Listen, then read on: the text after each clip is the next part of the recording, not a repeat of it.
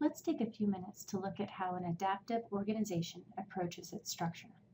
It is important that the organizational structure is clearly defined in both the corporate world as well as in a small or mid-sized business. A defined structure defines how the departments within a company relate to one another and what activities they perform. Organizational structure offers at least two real benefits in the workplace. First, it provides reporting clarity. A very common frustration for some employees is not knowing who they should primarily report to and how should communication flow. Given two tasks from two different bosses at the same time, which one receives priority? Second, organizational structure promotes decision-making efficiency. Managers can make more timely decisions as needed. But there are drawbacks to hierarchy. There's often too much distance between business leaders and an employee. When too much authority lies in the hands of any single controlling person or group, feedback is limited and strategy options are often overlooked.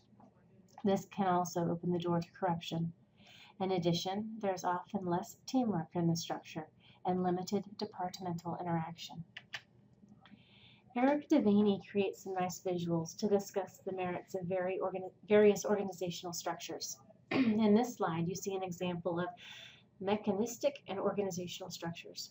These structures represent two different ends of the spectrum. Some, such as mechanistic structures, have very narrow spans of control, a high level of centralization, specialization, and formalization.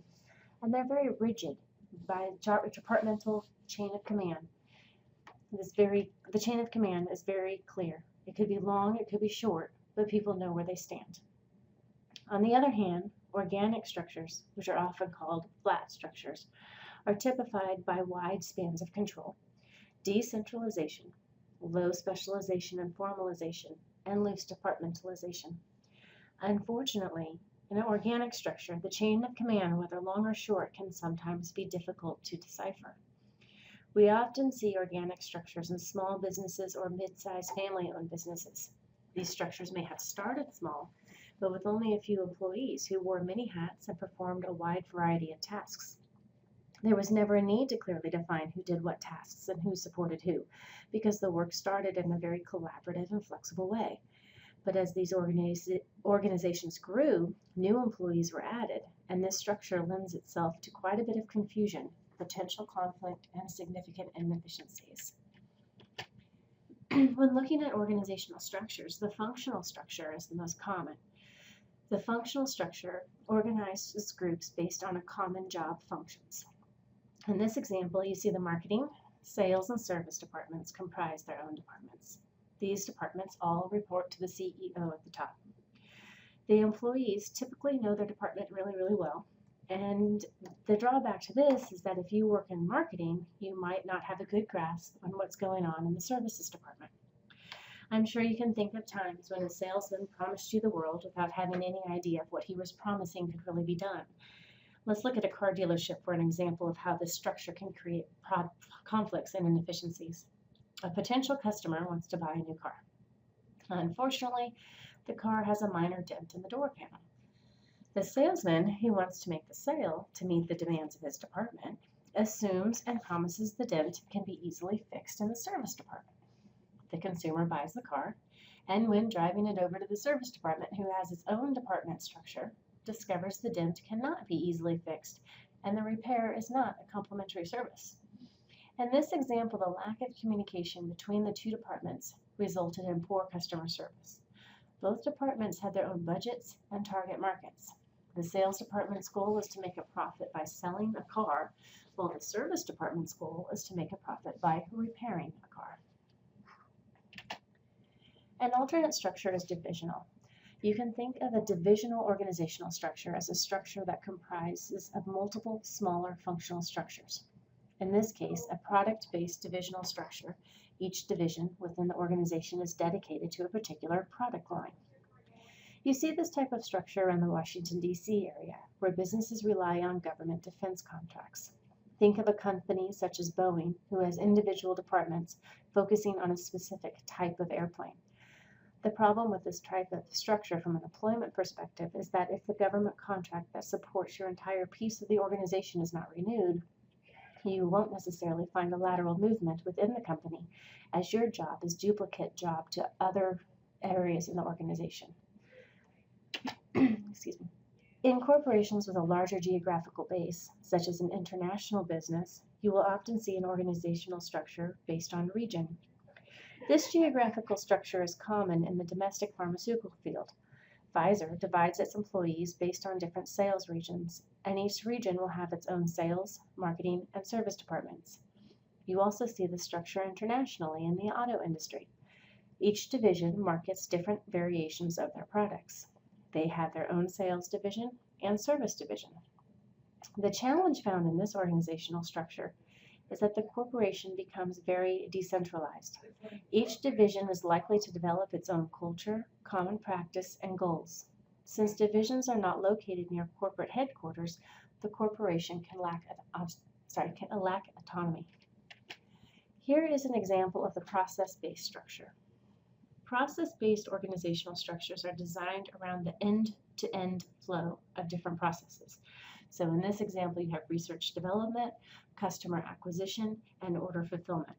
So unlike a strictly functional structure, a process-based structure considers not only the activities people perform, but how those different activities interact with each other.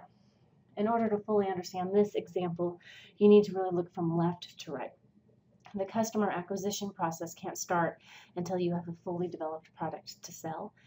And likewise, the order fulfillment process can't start until the customers have been acquired and there are product orders to fill.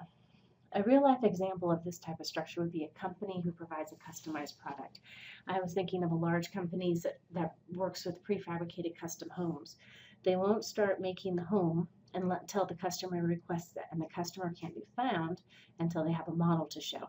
So in this model, the R&D team would come up with a popular home design, which would move on to the sales team, which in this model is called customer acquisition. And once a client signs a contract for the home, the fulfillment department is deployed. So this structure is ideal for improving speed and efficiency, and it's best suited for rapidly changing business environments because it's very adaptable. I have two more structures I'd like to discuss with you. This one's the matrix structure. Unlike the other structures we've looked at so far, a matrix or organizational structure doesn't follow the traditional hierarchy model. Instead, all the employees, they are the little green boxes there, they have dual reporting relationships. Typically, there's a functioning line, and that's the blue line here, as well as a product-based reporting line, shown in yellow. I'm sure you can jump ahead and see the weakness in this model. There's a layer of complexity which can lead to some confused employees. Way an employee is taught to interpret this is that the blue lines, the solid lines, are a strong direct reporting relationship, but those dotted lines are secondary relationships and they're not as strong. So if somebody has to place a priority on the relationship, the employee would focus on marketing first, electronics division second, for example. The last structure is kind of an interesting one. It's called the circular organizational structure. It might appear drastically different from all the other ones because the circle structure still does rely on hierarchy, with higher level employees occupying the inner rings of the circle and the lower level employees occupying the outer rings. But that being said, leaders and executives in a circular organization aren't seen as sitting atop the organization, sending directives down the chain of command. Instead, they're supposed to be seen as the center, spreading their vision outward. Bruce Poon-Tip, he's the founder of G Adventures, views the traditional organization as an ivory tower.